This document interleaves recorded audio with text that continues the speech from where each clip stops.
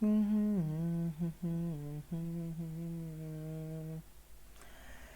जी, नमस्कार। स्वागत है आपका इस चैनल पर और आप जुड़ चुके हैं मेरे साथ। मैं हूँ नवनीत मिश्रा। स्वागत है बहुत बहुत सभी को। गुड इवनिंग, नमस्कार। तो जो सीरीज चल रही हम लोग की 10 डेज सीरीज है, लगभग सभी पैडागोजी के मोस्ट इम्पोर्टेंट क्वेश्चन हम लोग कर रहे हैं पिछले कुछ दिनों से, और साथ ही करते रहेंगे जब तक कि हम लोगों को एक अच्छा ये ना लगने लगे कि काफ़ी अच्छी चीज़ें हो चुकी हैं। तो आपने जो पिछले सेशंस मैंने करवाए हैं वो आपने देखे होंगे कि एज इट इज कुछ क्वेश्चन ऐसे हैं कि वह सेम देखने को मिल रहे हैं परीक्षाओं में। तो आप लोग इस चीज़ को ध्यान में रखते हुए अपनी तैयारी करिए। और मैं यहाँ से पैडागोजी का कह रहा हूँ कि यहाँ से आपको कोई भी समस्या नहीं होगी, सभी चीज़ें अच्छे रूप में मिल सकेंगी। तो सभी लोग वीडियो को लाइक कर दीजिए, और लाइक करने के बाद साथ साथ आप क्या करिए कि शेयर कर दीजिए दोस्तों तक, ठीक है। जिन जिन तक वीडियो नहीं पहुंच पाती है या जो जुड़ना चाहते हैं उन तक पहुंचा दीजिए वीडियो को।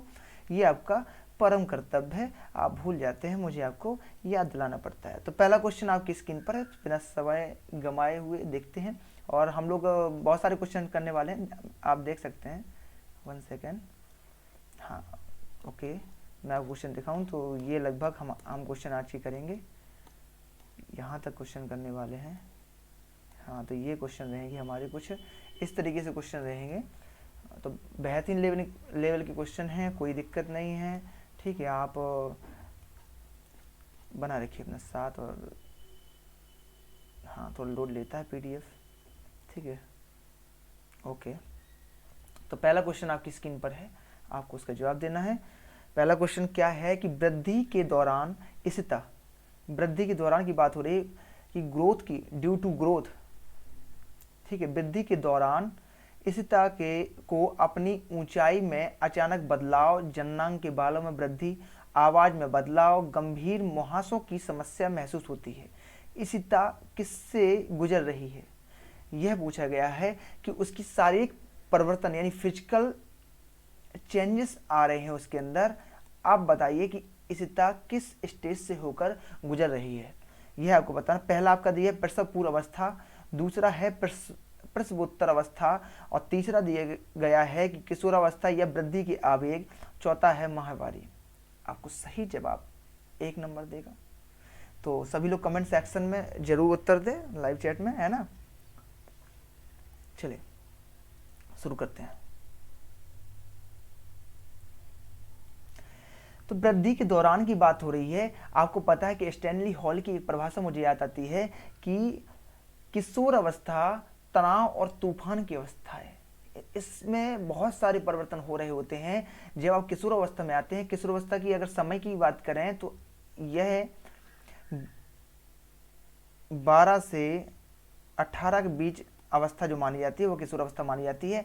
और WHO की बात करें तो वह 10 से 19 की बीच मानता है, ठीक है। इतनी चीज क्लियर। उसके बाद आप अगर आप देखते हैं कि जब किशोरावस्था में बच्चा जाता है तो उसके अंदर बहुत सारे परिवर्तन होते हैं। अगर बॉय की बात करें तो उसकी भैया सबसे बड़ी चीज़ क्या होती है, उसकी आवाज़ में वजन आ जाता है, बाजुओं में चौड़ापन आ जाता है, ठीक है।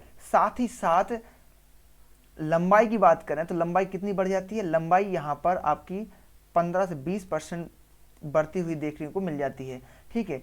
इनकी लंबाई बात करें तो 18 साल तक लंबाई किशोरों की बढ़ती है, और लड़कियों में यह, किशोरियों में 15 साल तक पूर्णतः लंबाई लगभग बढ़ जाती है, ठीक है। थोड़ी बहुत अंतर आता रहता है, 90% या 80% मान लें, यहाँ तक बढ़ जाती है। साथ ही अगर बात करें, ठीक है, इतनी चीज़ क्लियर। साथ ही अगर आप बात करते हैं कि इसमें जो प्रारंभिक इसकी स्टेज होती है, इसी में इनका चालू हो जाता है क्या, यह अवस्था 10 से, लड़कों में 10 से और लड़कियों में 12 से, यह लड़कों में 11 से, लड़कों में 13, 2 साल का अंतर होता है किशोर अवस्था में। तो ये बदलाव 2 साल का अंतर देख सकते हैं इन बदलाव में। और तो किशोर अवस्था या वृद्धि के आवेग क्या हो जाएगा सही राइट आंसर, किशोर अवस्था या वृद्धि के आवेग, ठीक है। किशोर अवस्था या वृद्धि के आवेग, ठीक है, बिल्कुल। चलिए अगले क्वेश्चन की ओर चलते हैं। 1 सेकेंड, क्या हो गया यार। हाँ, वृद्धि के आवेग। ठीक है। दूसरा क्वेश्चन आपका दिया गया है कि निम्नलिखित में से कौन सी स्वलीनता युक्त बच्चों के शिक्षण की एक विधि है। दूसरे क्वेश्चन की बात हो रही है। दूसरे क्वेश्चन की बात हो रही है कि निम्नलिखित में से कौन सी स्वलीनता युक्त बच्चों के शिक्षण की एक विधि है, ये आपको बताना है। स्वलीनता युक्त बच्चों के शिक्षण की विधि है। ठीक है। पहला आपका दिया गया PECS। स्वलीनता की बात करें तो स्वलीनता क्या है? व्यापक विकास विकार। क्या है? व्यापक विकास विकार स्वलीनता कहलाता है, PECS। दूसरा है ब्रेल, तीसरा है ट्रेलर फ्रेम, चौथा इनमें से कोई नहीं। तो स्वलीनता युक्त बच्चों के शिक्षण की कौन सी विधि है, ये आपको बताना है। तो पहला आपका आंसर सही हो जाता है। कौन सा? पहला आपका आंसर PECS सही हो जाता है। इसे कहते हैं संवर्धित एवं वैकल्पिक संचार तकनीक। ठीक है, सभी लोग जवाब दीजिए। संवर्धित एवं वैकल्पिक संचार तकनीक इसको कहते हैं। इसमें क्या होता है? स्वलीनता मस्तिष्क संबंधी विकार है। यह कब उत्पन्न हो जाता है? जब यह उत्पन्न होता है मस्तिष्क की संरचना में जब समस्या उत्पन्न हो जाती है। ठीक है, मस्तिष्क की संरचना में समस्या उत्पन्न हो जाती है, अंतर उत्पन्न हो जाता है। ठीक है, मस्तिष्क की संरचना संबंधी अंतर हो जाता है, तब यह विकार आपका होता है। ठीक है, अगला क्वेश्चन करते हैं। तीसरा क्वेश्चन आपकी स्क्रीन पर है। तीसरा क्वेश्चन क्या कहता है? तीसरा क्वेश्चन कहता है कि प्रतिभाशाली बच्चों की पहचान करने के लिए हमें किसका इस्तेमाल नहीं करना चाहिए। नहीं की बात हो रही है यहाँ पर कि प्रतिभाशाली बच्चों की पहचान करने के लिए हमें किसका इस्तेमाल नहीं करना चाहिए। यह मैं पिछले कई सेशंस में करवा चुका हूँ और TGT में यहाँ से क्वेश्चन पूछा गया है। तो अब बताइए, मानसिक स्तर मापने के लिए परीक्षण, दूसरा आपका दिया गया है B बुद्धि लब्धि को मापने के लिए परीक्षण, और तीसरा है व्यक्ति को मापने के लिए परीक्षण। इनमें से कोई नहीं। तो प्रतिभाशाली बच्चों की पहचान करने के लिए हमें कौन सा जो परीक्षण है वो इस्तेमाल नहीं करना चाहिए। 2 परीक्षण इसमें ऐसे होंगे, 3 परीक्षण इसमें ऐसे होंगे जो इस्तेमाल कर रहे होंगे, तो हमें नहीं कुछ खोजना है। तो इनमें से कोई नहीं, ये तो अलग हो ही गया।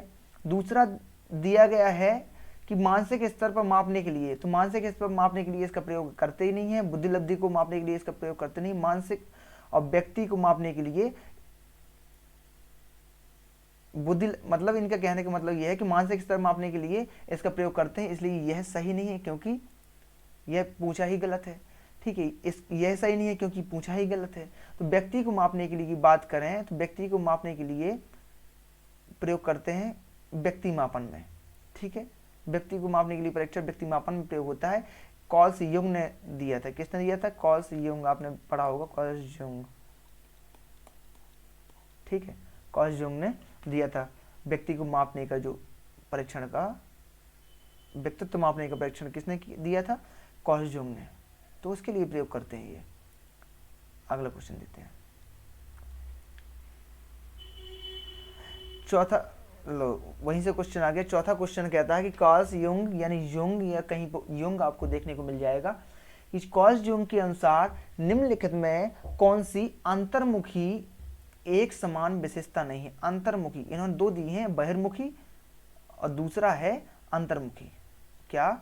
अंतर्मुखी, दूसरा है बहिर्मुखी।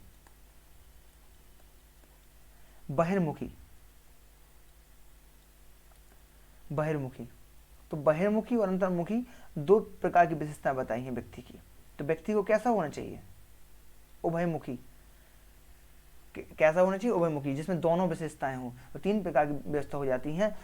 तो कॉल्स युंग ने यह, भैया किसने वर्गीकरण किया है? कॉल्स युंग ने किया है। उन्होंने क्या कहा है? कॉल्स युंग के अनुसार निम्नलिखित में कौन सी अंतर्मुखी की एक समान विशेषता नहीं है। एक समान विशेषता नहीं है की बात पूछ रहा है, तो कौन सी नहीं है? पहला है आपका कि आसानी से शर्मिंदा होना, यह तो है भैया। ठीक है, अर्थात यह नहीं होगा। नम्रता में कमी, और तीसरा दिया गया है बीमारियों और व्यक्तिगत समान की उपेक्षा, और तीसरा है रिजर्व रहना। बताइए, बताएं। कार्ल जंग की बात हो रही है, बताइए।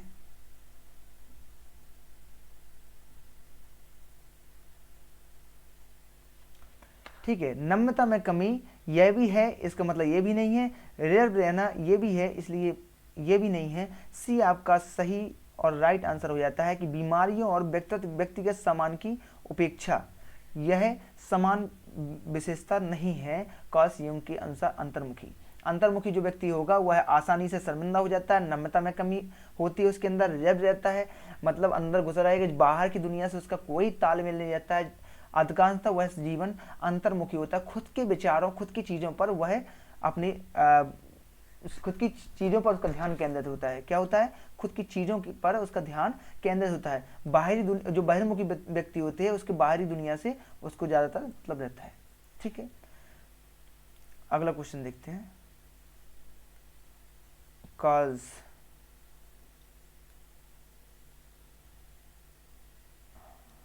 हेलो, 5वां क्वेश्चन आपकी स्क्रीन पर है। अच्छा, कार्ल गुस्ताव युंग उनका नाम है, जोंग कह सकते हैं, युंग कह सकते हैं, जो भी आपको उचित समझे, युंग लिख लीजिएगा। 5वां क्वेश्चन आपका दिया गया है कि स्कूल में शुभ स्तर के समय प्रबंधन में किसका प्रबंधन शामिल होगा? शुभ स्तर के समय प्रबंधन में कौन सा स्तर प्रबंधन शामिल होगा? पहला दिया गया है कि स्कूल समय सारणी, दूसरा है स्कूल मूल्यांकन, तीसरा है स्कूल सभा। बताइए।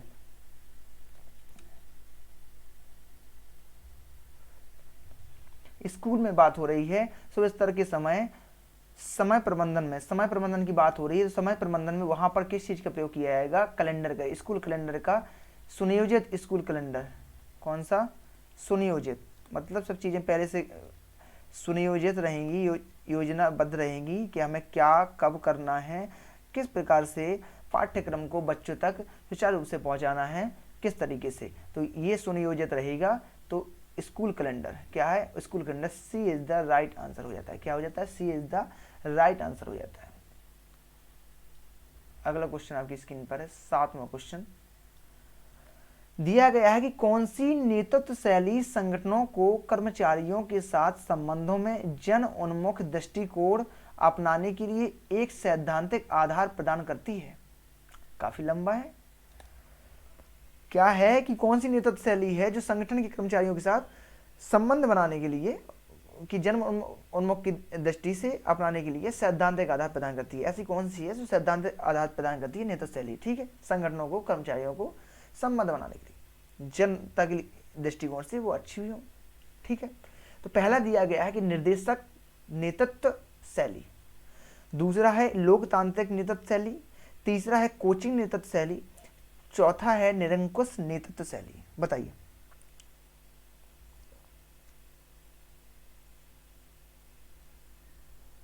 बताइए।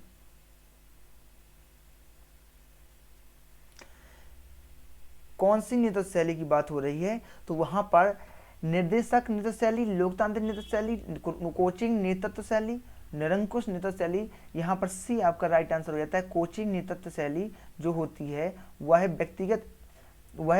नेतृत्व शैली संगठन के कर्मचारियों के साथ संबंध बनाने में जन उन्मुख के दृष्टिकोण से एक सैद्धांतिक आधार प्रदान करती है। क्योंकि यहाँ पर क्या होता है, कोचिंग जो नेतृत्व शैली है इसमें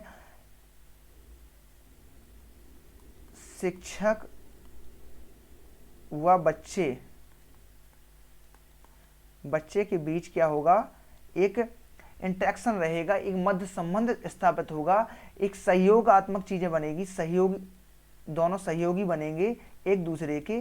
तो यहाँ पर कोचिंग नेतृत्व शैली सही आंसर हो जाता है। ठीक है, यहाँ पर सेम कर्मचारियों के पास है, अगर शिक्षक और बच्चे की बात हो रही है तो वहां पर सेम चीज कर्मचारियों तक भी पहुंचेगी। इसलिए एक सैद्धांतिक रूप से देखा जाए तो नेतृत्व शैली में कोचिंग नेतृत्व शैली जो है वह सबसे ज्यादा कारगर साबित होगी। ठीक है, सैद्धांतिक आधार प्रदान करती है, इसीलिए वो कारगर साबित होगी। 7वां क्वेश्चन आपकी स्क्रीन पर है। क्या कहता है कि कौन सा प्रबंधन एक संगठनात्मक कार्य है? संगठनात्मक कार्य की बात हो रही है जिसमें योजना, आयोजन, समन्वय, निर्देशन, नियंत्रण, संचार, गृह व्यवस्था और पोषण जैसे विभिन्न कार्यों को करने के लिए प्राथमिक स्तर पर शिक्षकों की आवश्यकता होती है। प्राथमिक स्तर पर शिक्षकों की आवश्यकता होती है। तो कौन सा एक संगठन है? संगठन में मिलकर कार्य करने वाला, बताइए। पहला है निष्पादन प्रबंधक, दूसरा है शैक्षिक प्रबंधन, तीसरा है कक्षा प्रबंधन, चौथा है स्कूल प्रबंधन। बताइए। तो संगठनात्मक कार्य की बात हो रही है जिसमें योजना, आयोजन, समन्वय, निर्देशन, नियंत्रण, संचार, गृह व्यवस्था और पोषण जैसे विभिन्न कार्य करने के लिए प्राथमिक स्तर पर शिक्षकों की आवश्यकता होती है। तो वह क्या है? कक्षा प्रबंधन।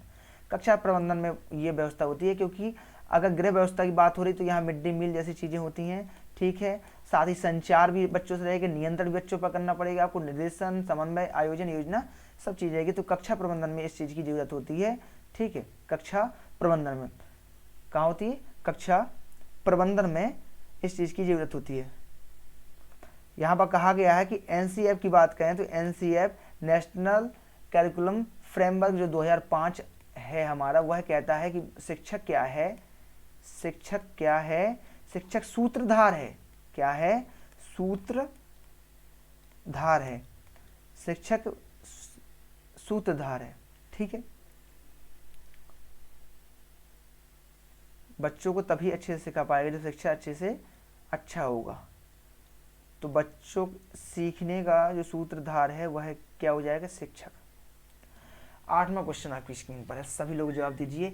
सेशन को आपने लाइक शेयर नहीं किया है, मतलब बताना पड़ता है आपको, है ना, तो सेशन को लाइक कर दीजिए यार, है ना, बताए। तो 8वां क्वेश्चन आपकी स्क्रीन पर है कि राष्ट्रीय शिक्षा नीति 2020 के अनुसार का प्रयोग किसको प्रोत्साहित करने के लिए करना चाहिए? राष्ट्रीय शिक्षा नीति 2020 के अनुसार का प्रयोग किसको प्रोत्साहित करने के लिए किया जाना चाहिए? तो पहला आपका दिया गया है कि कंठस्थकरण प्रत्यय स्मरण का, मतलब 2020 के अनुसार किसका प्रयोग किसको प्रोत्साहित करने के लिए किया जाना चाहिए? तो कंठस्थकरण का प्रयोग प्रत्यय स्मरण को प्रोत्साहित करने के लिए, या फिर कंठस्थकरण का प्रयोग लोक सेवा आयोग को प्रोत्साहित करने के लिए, या दिया गया है कि अनुभव जनित अधिगम समालोचनात्मक चिंतन, समालोचनात्मक चिंतन। बताइए, बताएं।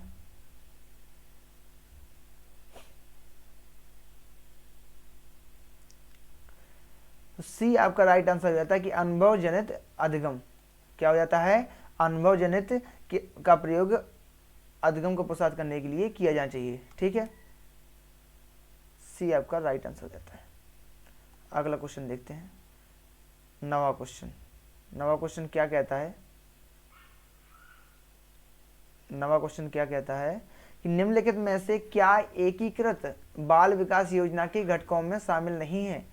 एकीकृत बाल विकास के घटकों में, बाल विकास योजना के घटकों में शामिल नहीं है, यह आपको बताना है। पहला दिया गया देखभाल और पोषण परामर्श, शामिल नहीं है की बात हो रही है।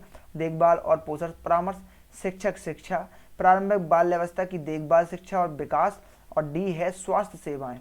बताइए।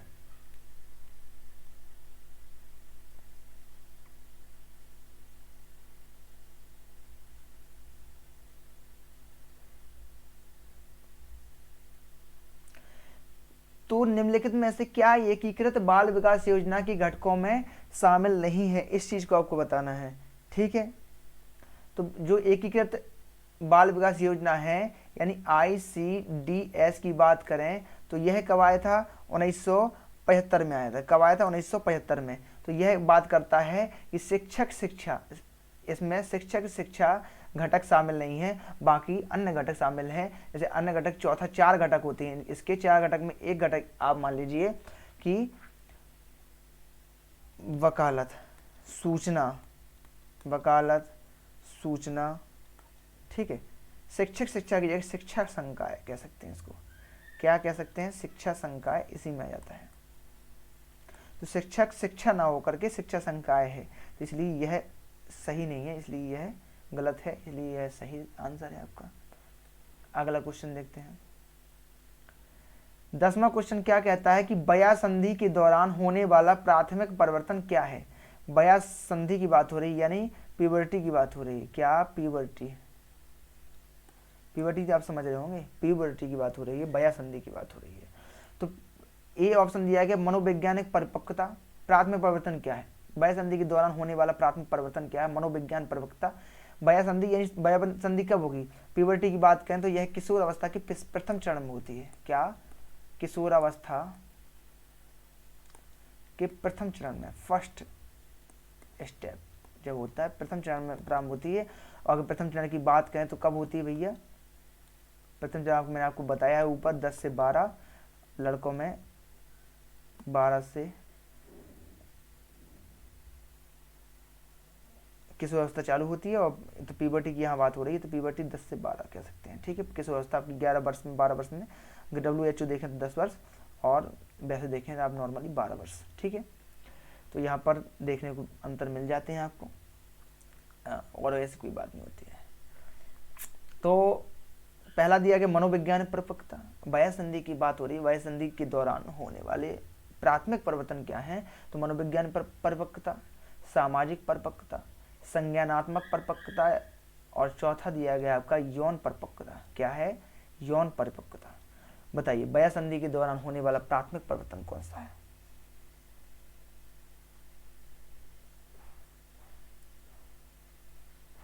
बताइए,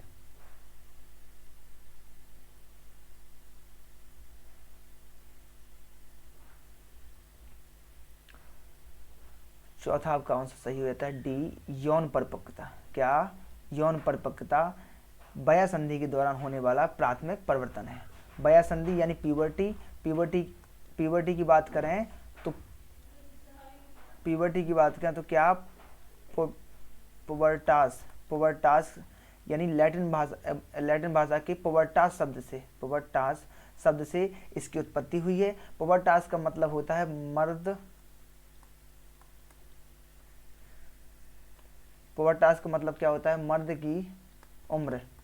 क्या होता है, लैटिन भाषा का जो शब्द है पुबर्टास, जिससे प्यूबर्टी की उत्पत्ति हुई है, उसका अर्थ होता है मर्द की उम्र। यानी कह सकते हैं प्यूबर्टी की बात करें तो, पुबर्टास की बात करें तो प्रजनन क्षमता का विकास प्यूबर्टी कहलाता है। क्या कहलाता है, प्रजनन क्षमता का विकास।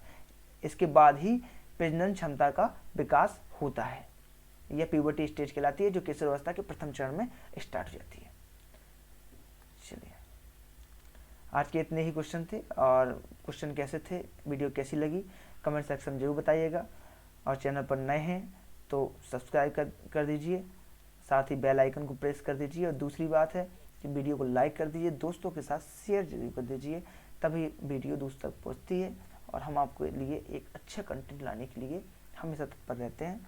ठीक है, उसके बाद देखते हैं सोशल हैंडल्स की बात करें तो हमारे आप ज्वाइन हो सकते हैं यहाँ पर। तो सोशल हैंडल्स में आपका फेसबुक से भी ज्वाइन हो सकते हैं, इंस्टाग्राम, और वीडियो के लिए टेलीग्राम पर ज्वाइन कीजिए। यहाँ पर PDF, क्विज, और साथ ही आपकी जो क्वेश्चन की PDF होती है वो यहाँ पर उपलब्ध करा दी जाती है। ठीक है, आप सर्च करके भी ज्वाइन हो सकते हैं, सभी का लिंक यही है। ठीक है, इतनी सी चीज़ें हैं, और चीज़ें ज़्यादा बड़ी नहीं है। किसी कोई क्वेरीज हो, कोई दिक्कत समस्या हो तो बता दीजिए। ठीक है, चलिए वीडियो को लाइक कर दीजिए एक बार सभी लोग। मिलते हैं फिर नई वीडियो में, तब तक के लिए हमें इजाज़त दीजिए, और आप लोग बहुत बहुत अपना ख्याल रखिएगा। सभी को नमस्कार, गुड इवनिंग।